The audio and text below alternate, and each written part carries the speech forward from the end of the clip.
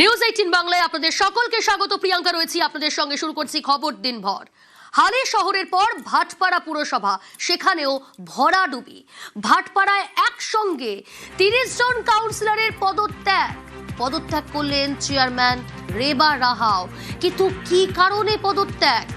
কত আসন বিশিষ্ট এই পুরসভা, কতজন কাউন্সিলর, যার মধ্যে 30 জনই পদত্যাগ করে দিলেন? ডিটেল আপনাদের জানাবো। সরাসরি অরুণ রয়েছে আমার সঙ্গে। অরুণ, জানতে চাইবো প্রথমে যে এই পুরসভা, ভাটপাড়া পুরসভা কত আসন, অর্থাৎ কতজন কাউন্সিলর যে 30 জন পদত্যাগ করে দিলেন, কেন পদত্যাগ, কারণ কি? দেখো, এই ব্যারাকপুর মহকুমার হালি শহরের পর ভাটপাড়া পৌরসভায় কিন্তু বড় ভাঙন। সেখানে 35 জন কাউন্সিলর রয়েছেন, তার মধ্যে 2 জন মৃত, 33 জন, তার মধ্যে 3 জন তারা পদত্যাগ করেনি, বাকি 30 জন কিন্তু পদত্যাগ করেছে। সেখানে পৌরপ্রধান, যিনি পৌরপ্রধান রয়েছেন, তিনিও রেবা রাহা, তিনিও পদত্যাগ করেছেন। এই যে ভাঙন, এই ভাঙন কিন্তু অব্যাহত হালি শহরের পর ভাটপাড়া।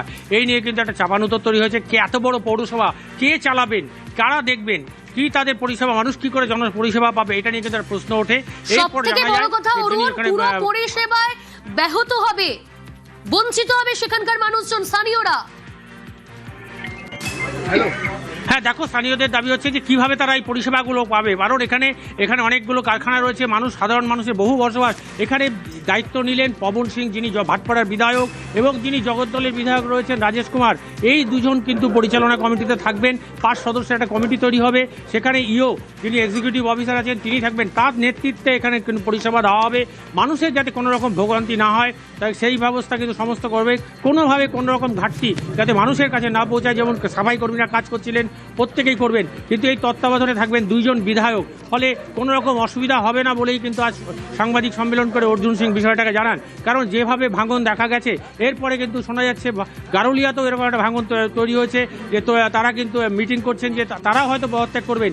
এই যে বিশাল আকার ভাঙন দেখা গেছে, এতে কিন্তু মানুষের যে পরিষেবা, সেটা যাতে ব্যাহত না হয়, সেই কারণে কিন্তু আজকে তড়িঘড়ি মিটিং ডাকা হয়। সেই মিটিংয়ে যেমন বীজপুরের বিধায়ক ছিলেন, সেখানে ছিলেন ভাটপাড়ার বিধায়ক, সেখানে জগদ্দলের বিধায়ক, প্রত্যেকে কিন্তু সেখানে ছিলেন, এবং সেখানে সিদ্ধান্ত হয় তারাই মোটামুটি সেখানে দায়িত্ব নিয়ে সেগুলো দেখবেন, এবং যারা সরকারি আধিকারিকরা রয়েছেন তারা কাজটা পরিচালনা করবেন।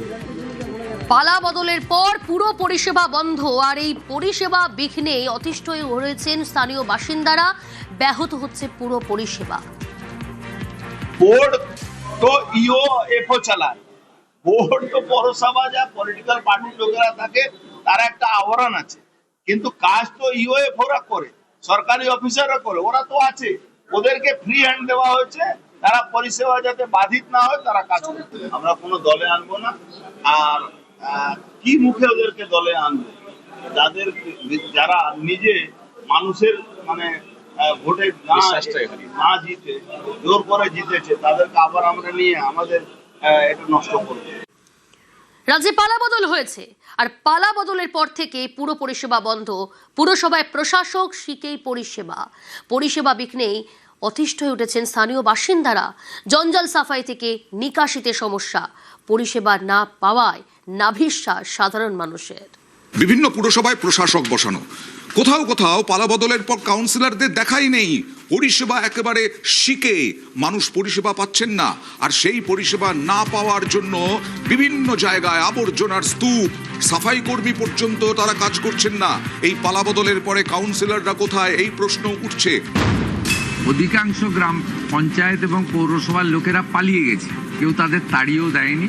ওদের মধ্যে 2টো গ্ল্যানি কাজ করছে। একটা হচ্ছে ছাপ্পা মেরে জিতেছে, তো মানুষের ভোটে যেতে, আর দ্বিতীয় হচ্ছে আবাস যোজনা থেকে শুরু করে ঠিকাদারদের কাছ থেকে এত অগ্রিম নিয়ে রেখেছে যে বিপর্যয়, রাজনৈতিক বিপর্যয়, টাকা ফেরত দিতে হবে, এই জন্য পালিয়েছে ওরা। কিন্তু পঞ্চায়েত পুরসভা বন্ধ থাকার জন্য সাধারণ মানুষের অসুবিধা হচ্ছে। আমরা আজকে বলে দিলাম যে পঞ্চায়েতের সচিব আছে, সচিব কাজ করবেন। পঞ্চায়েত অফিসকে অচল করে রাখার কোনো অধিকার কোনো ব্যক্তি বা কোনো দলের নেই। পঞ্চায়েত সমিতির তো এক্সিকিউটিভ অফিসার হচ্ছেন বিডিও, তিনি কাজ করবেন। আমাদের সমস্ত স্কিম চালু করতে হবে। প্রশাসকদের তো অবস্থা শোচনীয়, কারণ প্রশাসক সেরকম ভাবে নেই, প্রশাসক না থাকায় কাউন্সিলররাও নেই, আর যেখানে কাউন্সিলর আছে তারা পালিয়ে গেছেন, তারা পঞ্চায়েত সদস্য তারাও পালিয়ে গেছেন, এই সমস্ত অভিযোগ করলেন শুভেন্দু অধিকারী।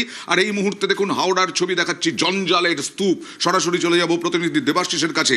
দেবাশিস, কতদিন ধরে এই রকম অসুবিধের মধ্যে রয়েছেন? নিকাশি থেকে আরম্ভ করে আবর্জনার কি কি সমস্যা রয়েছে হাওড়াবাসীর? দেখো, 2013 সালে তৃণমূল কংগ্রেস যখন হাওড়া পুর বোর্ড গঠন করেছিল তখন তাদের মানে স্লোগান ছিল green city green city. Green তো নেই, তার কারণ গাছ কেটে ইতিমধ্যেই প্রমোটিং হয়েছে, এবং ক্লিন। আর গোটা রাজ্য, গোটা হাওড়া শহর এই মুহূর্তে ভাগাড়ে পরিণত হয়েছে। কোথাও পানীয় জল নেই, কোথাও আবর্জনা, এবং তাতে কিন্তু মানে বিরক্ত মানুষ। কি অবস্থা এই মুহূর্তে হাওড়া শহরে? জঞ্জাল তো পুরো ভর্তি হয়ে রয়েছে, জমা জলের তো মানে কোনো বিকল্প নেই। মানে যেখানে মানে 2 মিনিট বৃষ্টি হওয়ার পর 1 হাঁটু জল জমে। কাউন্সিলরদের দেখা পাওয়া যায় না, কাউন্সিলর তো খুঁজে পাওয়া যাচ্ছে না, একেবারে কাউন্সিলর খুঁজে পাওয়া যায় না। ঠিক পাশাপাশি আমি যদি বলি যে আজকে একটা ভোট ঘোষণা করা হলো, বা আগামী হবে খুব দ্রুত ভোট ঘোষণা করা হবে হাওড়া শহরে, কতটা খুশি? ভীষণ খুশি, মানে খুশিতে আপ্লুত। দীর্ঘ 13 বছর ধরে এই হাওড়া পুরসভা ইলেকশন হয় না, এবং দুর্নীতির চূড়ান্ত এখানে। এবার ধূপগুড়ির ছবি দেখাবো। ধূপগুড়িতেও একেবারে আবর্জনার স্তূপ, সেখানেও সাফাই হচ্ছে না, সেখানেও প্রশাসক রয়েছেন, কিন্তু প্রশাসক থাকলে কি হবে? স্থানীয় যারা কাউন্সিলর তারা তো নেই, তাদের ভূমিকাও নেই। আর পালাবদলের পরে তারা কোথায়? তাদের টিকিই মেলে না। পালাবদলের পরে শুভেন্দু অধিকারী যেটা বললেন, তোলাবাজি, কাটমানি, এই সব দুর্নীতির জন্যই তারা নাকি পালিয়েছেন। সরাসরি চলে যাব প্রতিনিধি রকির কাছে। রকি, ওখানকার তোমরা কিভাবে আছো পুরসভা এলাকায়? দেখো, ধূপগুড়ি পৌরসভা কিন্তু এখন বলতে গেলে আস্তাকুর হয়ে দাঁড়িয়েছে জাতীয় সড়ক। কারণ ধূপগুড়ি পৌরসভার প্রশাসক বোর্ড কিন্তু ভেঙে দেওয়া হয়েছে। প্রায় 9 বছর আগে কিন্তু ধূপগুড়ি পৌরসভা শেষবারের মতো ইলেকশন হয়েছিল, তারপর আর ইলেকশন হয়নি। প্রশাসক বোর্ড চালাচ্ছিল, এরপর সেটা ভেঙে দিয়ে রীতিমতো মহকুমা শাসকের হাতে কিন্তু সেই দপ্তর দেওয়া হয়। সেই দপ্তর দেওয়ার পরে থেকে কিন্তু অবহেলায় ভুগছে ধূপগুড়ি শহর, পরিষেবা থেকে বঞ্চিত হচ্ছে সাধারণ মানুষ। তারা অভিযোগ করছে শহরের জাতীয় সড়ক থেকে শুরু করে এলাকার বিভিন্ন এলাকায় আবর্জনার স্তূপ হয়ে দাঁড়িয়েছে, ডাম্পিং গ্রাউন্ড হয়ে দাঁড়িয়েছে। জাতীয় সড়ক সময় মতো পরিষেবা পাচ্ছে না, নোংরা আবর্জনা সেখান থেকে সরানো হচ্ছে না, বারবার প্রশাসনকে জানিয়েও কোনো কাজ হচ্ছে না। আর এই সরকার বদল হওয়ার পর আরো ঢিলে ঢালা রূপ নিয়েছে ধূপগুড়ি পৌরসভা। এই শহরের যারা বাসিন্দা রয়েছে তারা আমার সঙ্গে রয়েছে, তাদের থেকে শুনে নেব যে তারা কি বলছেন, কি সমস্যা রয়েছে। ধূপগুড়ি শহরের অবস্থা হচ্ছে অভিভাবকহীন, এরকম একটা পরিস্থিতি এই মুহূর্তে। নির্বাচন গেছে, নতুন সরকার এসছে, এখনো হয়তো তেমন ভাবে কাজ শুরু করতে পারেনি, সময় দিতে হবে, এটাও যেরকম ঠিক। কিন্তু একটা শহরকে আবর্জনার শহরে কিভাবে তিলে তিলে তৈরি করা যায়, ধূপগুড়ি শহর হচ্ছে তার নির্দিষ্ট উদাহরণ। 5 বছরের জন্য নির্বাচন হয়েছিল, সেই 5 বছর গিয়ে দাঁড়ালো প্রায় 10 বছরে। গত প্রায় 4 বছর 4.5 বছর ধরে কোনো নির্বাচন হয়নি পৌরসভা, একেবারে নির্বাচন হয়নি। প্রশাসক বসেছে, প্রশাসক বসলেও কোনো উন্নয়ন হয়নি, কোনো রকম সাফাই কাজ হয়নি। শহরের অবস্থা অত্যন্ত শোচনীয়, এবং তার সঙ্গে যেখানে যেখানে পুরসভা রয়েছে সেখানে কাউন্সিলর দেখা মিলছে না। মুখ্যমন্ত্রী শুভেন্দু অধিকারী বলছেন তোলাবাজি করেছেন, কাটমানি করেছেন, তাই এখন কাউন্সিলররা, পঞ্চায়েত সদস্যরা এখন পালিয়েছেন। আর তাই মুখ্যমন্ত্রী শুভেন্দু অধিকারী তিনি আজকে ঘোষণা করলেন দুর্গাপুরে দাঁড়িয়ে সমন্বয় কমিটি গড়া হবে। সমন্বয় কমিটির নেতৃত্বে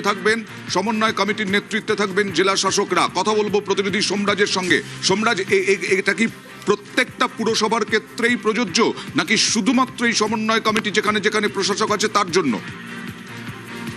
দেখো, সমন্বয় কমিটি শুধুমাত্র হাওড়া জেলার পুরসভা, হাওড়া কর্পোরেশন এবং বালি পুরসভার জন্যই আপাতত করা হচ্ছে। তার কারণ এই 2 পুরসভায় দেখা গেছে গত কয়েক বছর ধরে সাধারণ মানুষ তারা তাদের পরিষেবা পাননি পুরসভা মারফত। বিশেষ করে নিকাশি ব্যবস্থা, জল ব্যবস্থা থেকে শুরু করে যে পরিষ্কার পরিচ্ছন্ন রাখা এলাকা, সেই পরিষেবাগুলি সাধারণ মানুষ পাননি। তার কারণ দীর্ঘদিন ধরে এই হাওড়া এবং বালি এই 2 জায়গায় নির্বাচন হয়নি, ভোট হয়নি। কেন ভোট হয়নি? তার কারণ একাধিক জটিলতা ছিল এই দুই পুরসভাকে কেন্দ্র করে।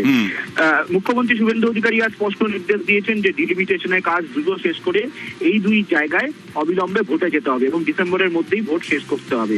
ফলত সেই জায়গায় দাঁড়িয়েই যতদিন না পর্যন্ত পুরসভাগুলিতে গণতান্ত্রিক পদ্ধতিতে ভোট হচ্ছে ততদিন পর্যন্ত এই সমন্বয় কমিটি কাজ করবে।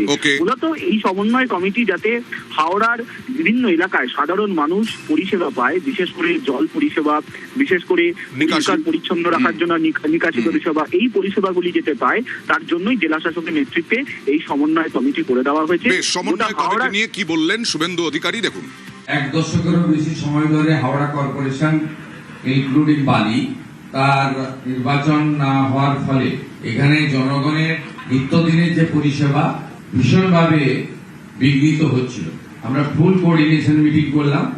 কর্পোরেশনের ক্ষেত্রে প্রায়োরিটি 1 পরিশ্রুত পর্যাপ্ত পানীয় জল, 2 ক্লিনিং, 3 নিকাশি ব্যবস্থা, 4 অন্যান্য নাগরিক পরিষেবাগুলোকে ইনক্লুডিং পার্ক থেকে শুরু করে স্বাস্থ্যকেন্দ্র থেকে শুরু করে পৌরসভা পরিচালিত এডুকেশন ইনস্টিটিউশন থেকে শুরু করে সেগুলোকে ঠিকঠাক করে করা।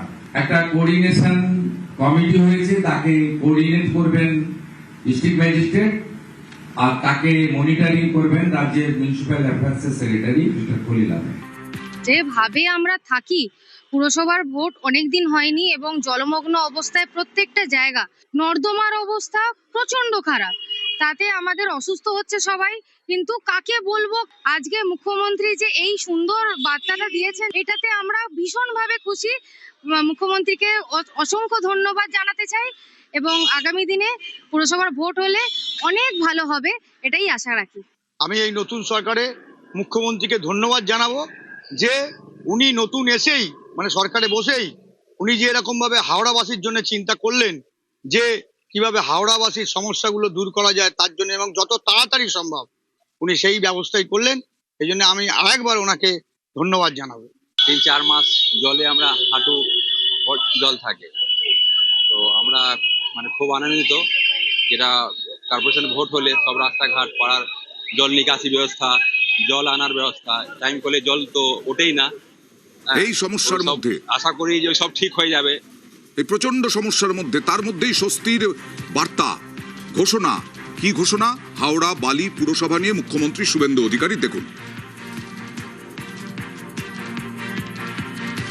আমরা ডিলিমিটেশন অন্যান্য প্রক্রিয়া শুরু করতে বলেছি, সবার সঙ্গে আলোচনা করে আমরা প্রাথমিকভাবে যেটা বলতে পারি, আমরা রাজনৈতিক দল গণতন্ত্রে বিশ্বাস করি। আমরা মনে করি পৌরসভা কর্পোরেশনে জনগণের অংশগ্রহণের মাধ্যমে নির্বাচন ছাড়া প্রকৃত পরিষেবার স্বাদ মানুষ পেতে পারেন না। তাই আমাদের বিশ্বাস আমরা ডিসেম্বরের মধ্যে সব ঠিকঠাক থাকলে ডিলিমিটেশন ইত্যাদি ইত্যাদি আমরা গণতান্ত্রিক পৌর বোর্ডের হাতে হাওড়া কর্পোরেশন এবং বালি তুলে দিতে পারি। নিউজ ফ্ল্যাশ নিবেদন করছে সাফেদ ডিটারজেন্ট পাউডার। সাফেদ 500 গ্রাম মাত্র 42 টাকায়।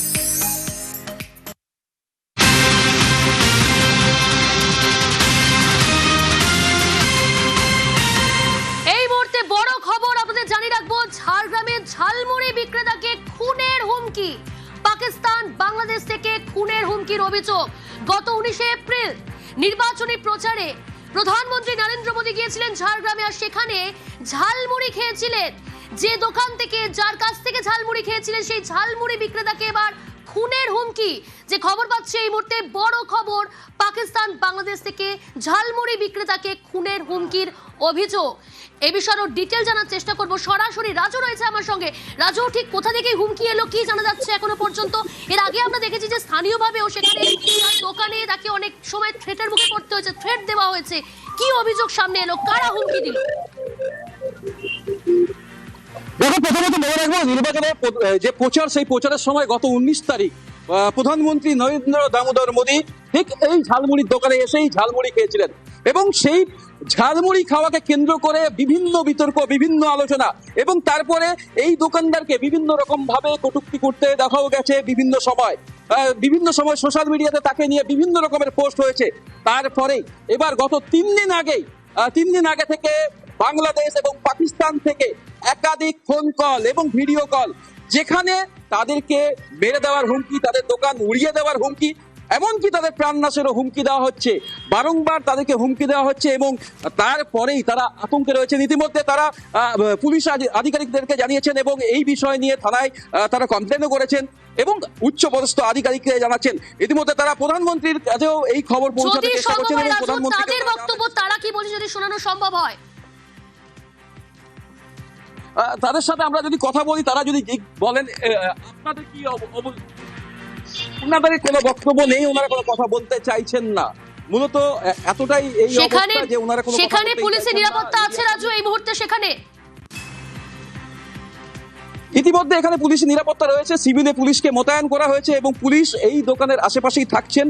সিভিলে তারা এখানে দোকানের উপরে বিশেষ নজরদারি রাখছেন, কারণ যে ধরনের ফোন কল বা যে ধরনের ভিডিও কল তাকে ট্রেন্ডিং করা হচ্ছে, মূলত প্রাণনাশের হুমকি দেওয়া হচ্ছে এবং বোম দিয়ে তার দোকান উড়িয়ে দেওয়ার হুমকি দেওয়া হচ্ছে, যেখানে পাকিস্তান এবং বাংলাদেশ থেকে বিভিন্ন ফোন কলের মাধ্যমে তাদের কাছে ফোন আসছে। সেই জায়গায় একটা তো আতঙ্ক থাকছে, কারণ প্রধানমন্ত্রী নরেন্দ্র দামোদর মোদী এই দোকানে এসে ঝালমুড়ি খেয়েছিলেন 19 তারিখ, এবং তারপর থেকেই বিতর্ক, এবং এখানে যে শাসক দল ছিল সে সময় তৃণমূল, সেই তৃণমূল চলে যাওয়ার পরে নতুন সরকার পরিবর্তনে এসেছেন বিজেপির এই সরকার, এবং যে জায়গায় যদি দেখা হয় তারপর থেকেই কিন্তু মূলত গত 3 দিন ধরে এই দোকানদারকে বারবার ফোন কল, এই নিয়ে কিন্তু ইতিমধ্যে আলোচনার বিষয়। পুলিশ প্রশাসন গোটা বিষয়টা ব্যবস্থা নিচ্ছেন এবং দেখছেন কিভাবে কারা কি ফোন করেছিলেন। সেই ফোন নাম্বারগুলোকে দেওয়া হয়েছে, যে ফোন নাম্বার থেকে তাকে হুমকি দেওয়া হচ্ছিল, মেসেজ করা হচ্ছিল, সেই ফোন নাম্বারগুলোকে পুলিশ স্টেশনে দেওয়া হয়েছে, জমা দিয়েছেন তারা।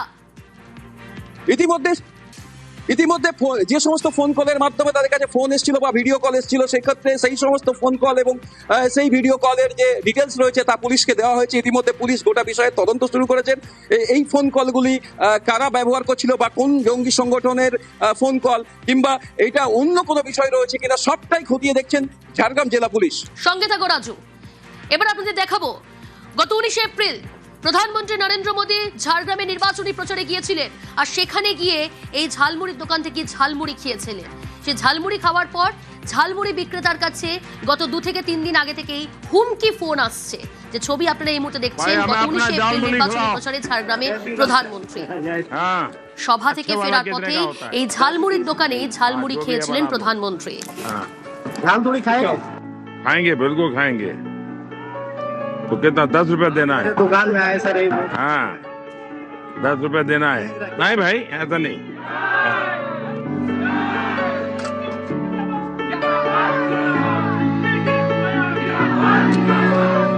बढ़िया बनाओ।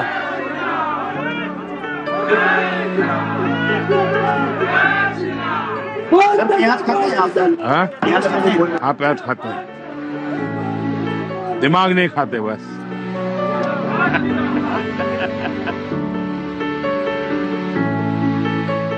हम तो ये आपका पुरानी चीजें खाने आए हैं।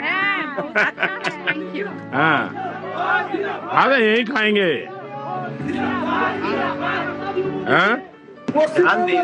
हाँ जल ज्यादा है, कोई बात नहीं, ज्यादा है तो ज्यादा खाएंगे।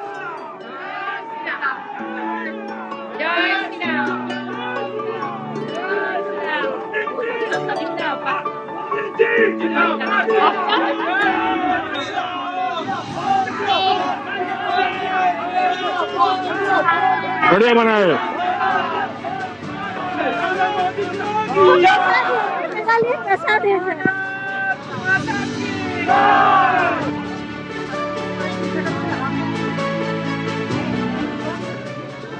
चलो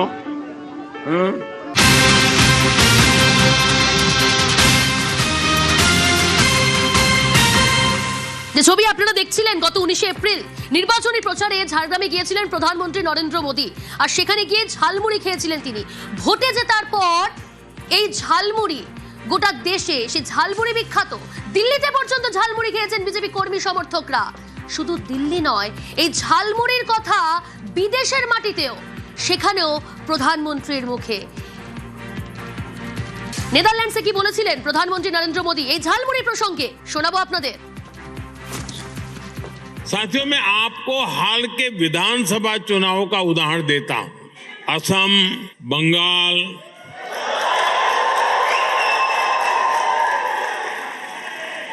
क्या झालमुड़ी यहां भी पहुंच गई?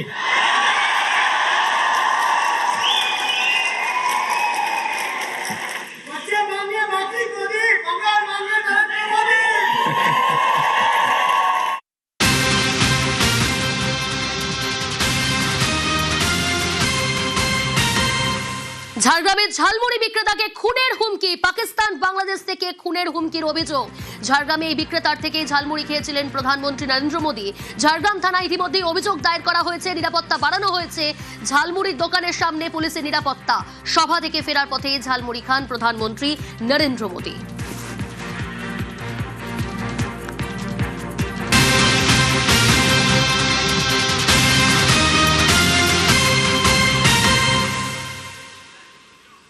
মুখ্যমন্ত্রীর অপেক্ষায় নন্দীগ্রাম।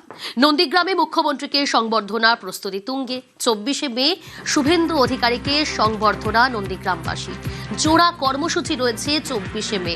এদিকে নন্দীগ্রাম সেজে উঠেছে। মুখ্যমন্ত্রীর অপেক্ষায় নন্দীগ্রাম। প্রস্তুতি কতটা, তৎপরতা কতটা, সুজিত রয়েছে আমার সঙ্গে সরাসরি। সুজিত, 24শে মে মুখ্যমন্ত্রী যাচ্ছেন নন্দীগ্রামে এবং এই মুহূর্তে জানতে চাইব তৎপরতা কতটা, কারণ জোড়া কর্মসূচি রয়েছে। একদিকে সভা করবে, পাশাপাশি হলদিয়া উন্নয়ন পর্ষদ সেখানেও বৈঠক সারবেন। সব মিলিয়ে কি ছবি? দেখো, যথেষ্টই তৎপরতা, কারণ কাল বাদে পরশু 24 তারিখ রবিবার পূর্ব মেদিনীপুরে মুখ্যমন্ত্রী হিসেবে তার একদিকে সম্বর্ধনা সভা রয়েছে, অন্যদিকে রয়েছে গুরুত্বপূর্ণ বৈঠক সন্ধে, এবং সেটা হচ্ছে হলদি নদীর যদি দক্ষিণ পাড়ে নন্দীগ্রাম হয়, নন্দীগ্রামের কলেজ মাঠে এই সভা। সেই সভায় কিন্তু একদিকে সম্বর্ধনা, অন্যদিকে কৃতজ্ঞতা জ্ঞাপন, এবং সেই যে সভা, সেই মঞ্চ তৈরি থেকে আরম্ভ করে কলেজ মাঠ জুড়ে একেবারে তৎপরতা তুঙ্গে। মুখ্যমন্ত্রী হিসেবে কোনো সভায় যিনি প্রথম ভাষণ রাখবেন, যিনি কিছু কথা বলবেন, সেই অপেক্ষায় কিন্তু নন্দীগ্রামের মানুষ। অন্যদিকে হলদি নদীর উত্তর পাড় অর্থাৎ শিল্পাঞ্চল হলদিয়া, তার একেবারে হলদি নদীর পাড়েই রয়েছে হলদিয়া ভবন। সেই ভবনেই কিন্তু সন্ধেবেলা গুরুত্বপূর্ণ বৈঠক হলদিয়ার বিষয় নিয়ে মূলত, কারণ হলদিয়ার উন্নয়ন ওয়াকিবহাল মহলের মতে থমকে গিয়েছে। কারণ এইচডিএ হলদিয়া উন্নয়ন পর্ষদ সেখানে থেকেও না থাকা অবস্থা, সেখানে বলা যায় ইঞ্জিনিয়ারদের তুলে নেওয়ার পর একেবারে কাজকর্ম বন্ধ। হলদিয়া পুরসভায় প্রায় 4 বছর ভোট হচ্ছে না। এই যে বিষয়টি, তার ফলে যে হলদিয়ার উন্নয়ন থমকে গেছে, এবং প্রায় 50,000 ভোটে বর্তমান যারা জয়ী হয়েছেন তারা হলো শাসক দলের এমএলএ হয়েছেন। সেই জায়গা থেকে একটা দায়বদ্ধতা, নতুন বিনিয়োগ কিংবা শিল্পনীতি, তা নিয়েও কিন্তু একটা আলোচনা করবেন। কারণ আবারও বলি, থমকে গিয়েছে হলদিয়ার উন্নয়ন, বলছেন ওয়াকিবহাল মহল। অর্থাৎ দীর্ঘদিন যাবৎ হলদিয়ায় না হওয়া পুরো ভোট থেকে এইচডি এর অচল অবস্থার বিষয় নিয়ে আলোচনা হতে পারে হলদিয়ার বৈঠকে। একই সঙ্গে সভাও করবেন তিনি, তাকে সংবর্ধনা জানাবে। মুখ্যমন্ত্রীর অপেক্ষায় সেজে উঠছে নন্দীগ্রাম।